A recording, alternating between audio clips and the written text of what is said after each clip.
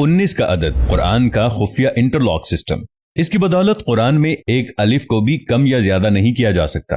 آئیے کمپیوٹر کے کچھ ایسے کارناموں کو دیکھیں اور سوچیں کہ زمانہ تو کسی چیز کو ایجاد کر کے اپنا کارنامہ سمجھتا ہے، مگر ان کا ایجاد کردہ کارنامہ خود خدا کی ملکیت اور اس کی بادشاہت کا ثبوت فراہم کرتا ہے۔ اسی طرح کمپیوٹر کی ایجاد نے بھی خدا کی کتاب کو صرف اسی کی کتاب ہونے کی دلیل پیش کی ہے۔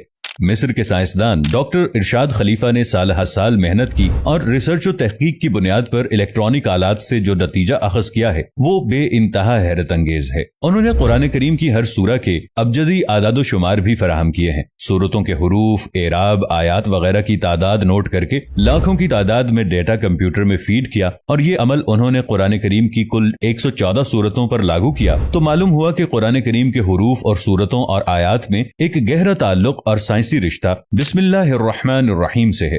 یعنی بسم اللہ الرحمن الرحیم میں کل 4 الفاظ ہیں: اسم، اللہ، الرحمن، الرحیم۔ ان چاروں الفاظ کو پورے قرآن میں تحقیق کر کے کمپیوٹر میں فیڈ کر دیا اور یہ نتیجہ نکلا کہ لفظ اسم قرآن میں 19 بار آیا ہے، لفظ اللہ قرآن میں 2698 مرتبہ آیا ہے، الرحمن 57 بار آیا ہے، الرحیم 114 بار آیا ہے۔ ان چاروں الفاظ کی پوری تعداد 19 کے ہندسے سے منقسم ہو جاتی ہے۔ پورے قرآن میں ان چاروں الفاظ کی تعداد کسی جگہ بھی کم و بیش کر دی جائے تو اس لفظ کی تعداد 19 سے پوری طرح تقسیم نہیں ہوگی، اور یہ پتہ چل جائے گا کہ کسی نے ان الفاظ کے ساتھ قرآن میں تحریف کرنے کی ناپاک کوشش کی ہے۔ یعنی یہ ہندسہ 19 قرآنی کمپیوٹری نظام میں ایک انٹرلاک سسٹم ہے جو قرآن کے ان الفاظ میں، ان کی تعداد میں کسی بھی ہیرا پھیری کا پردہ فاش کر دے گا۔ کسی انسان کے وہم و گمان میں بھی یہ بات نہیں ہوگی کہ ایک ایسی مشین ایجاد ہوگی جو ثبوت پیش کرے گی کہ قرآن جیسی کتاب کو مافوق الفطرت کے علاوہ کوئی تخلیق نہیں کر سکتا۔ حضرت ابو بکر رضی اللہ عنہ فرماتے ہیں کہ ہر ایک کتاب میں ایک راز ہوتا ہے، اور قرآن کریم کا راز وہ حروف مقطعات ہیں جو الگ الگ پڑھے جاتے ہیں،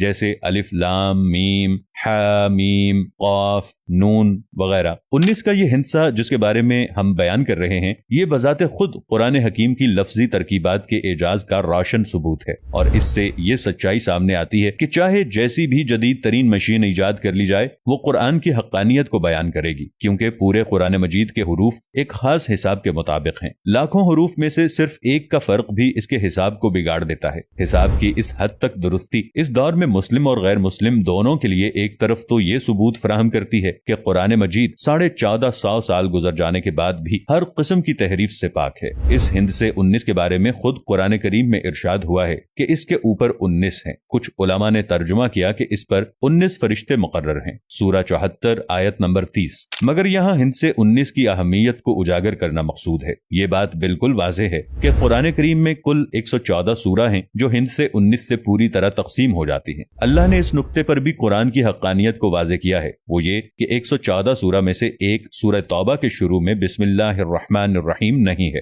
گویا کہ صرف 113 سورتوں کے شروع میں بسم اللہ ہے، مگر یہ 113 تو 19 کے ہندسے سے تقسیم نہیں ہوتا، اس لیے ایک بسم اللہ کا اضافہ سورہ نمل چیپٹر 27 آیت نمبر 30 میں کر کے 19 سے تقسیم ہونے کے لائق بنا دیا۔ یعنی بسم اللہ کا جو عدد 113 تھا اسے 114 کر دیا تاکہ 19 کے ہندسے سے تقسیم ہو سکے۔ آج قرآن کے شیدائی اور مخالفین بھی اس سائنس و ٹیکنالوجی کے دور میں مختلف قسم کی سائنسی ریسرچ میں مشغول ہیں، اور اس بات کا ریاضی کی مدد سے حساب لگایا جا رہا ہے کہ یہ دیکھا جائے کہ قرآن مجید میں کون کون سے الفاظ، کلمات، حروف اور اعراب کتنی بار آئے ہیں اور کیوں آئے ہیں، ان میں کیا حکمت ہے۔ مثال کے طور پر یہ بات دریافت کی جا رہی ہے کہ قرآن مجید کی جن سورتوں کے شروع میں حروف مقطعات آئے ہیں، ان حروف مقطعات کا ہر حرف اسی صورت میں یا تو 19 بار آیا ہے یا اتنی مرتبہ ضرور آیا ہے کہ وہ نمبر 19 سے پوری طرح تقسیم ہو جائے۔ مثال کے طور پر قرآن مجید میں ہر جگہ قوم لوط کا استعمال کیا گیا ہے، مگر صرف ایک جگہ بجائے قوم لوط کے اخوان لوط کا استعمال کیا گیا ہے، اور یہ استعمال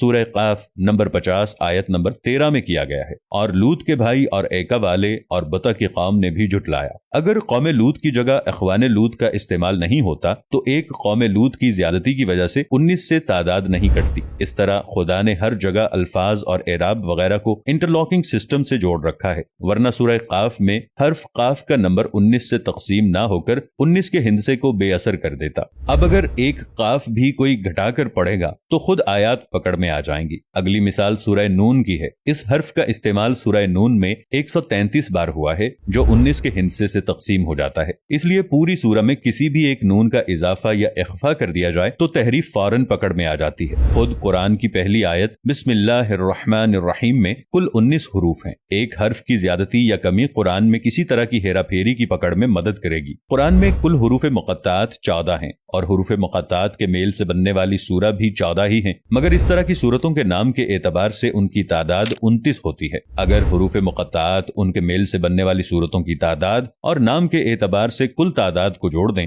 तो 29 जमा 14 जमा 14 57 बनते हैं और ये मजमुई तादाद 19 के हिस्से से पूरी तरह तकसीम हो जाती है। इसी तरह अगर हुरूफ मुक़त्तात या सूरह मुक़त्तात या इनके नामों की तादाद में किसी तरह भी कमी बेशी कर दें तो इस तरह भी तहरीफ पकड़ में आ जाती है और ये साबित हो जाता है कि खुदा की हिकमत ने कुरान करीम को हर तरह से महफूज कर रखा है और क़यामत तक महफूज रखना है। इस साइंस और टेक्नोलॉजी के दौर में खुदा ने यह मौका दिया कि आज जिस मशीन पर आंख बंद करके भरोसा किया जाता है वही मशीन कुरान की हक्कानियत और अल्लाह की किताब होने की गवाही देती है। और आज कंप्यूटर का जवाब भी यही है कि इसमें कोई तब्दीली मुमकिन नहीं है। अगर वीडियो पसंद आए तो इसे लाइक और शेयर जरूर कीजिएगा। मिलेंगे नई वीडियो के साथ, तब तक के लिए अल्लाह निगहबान।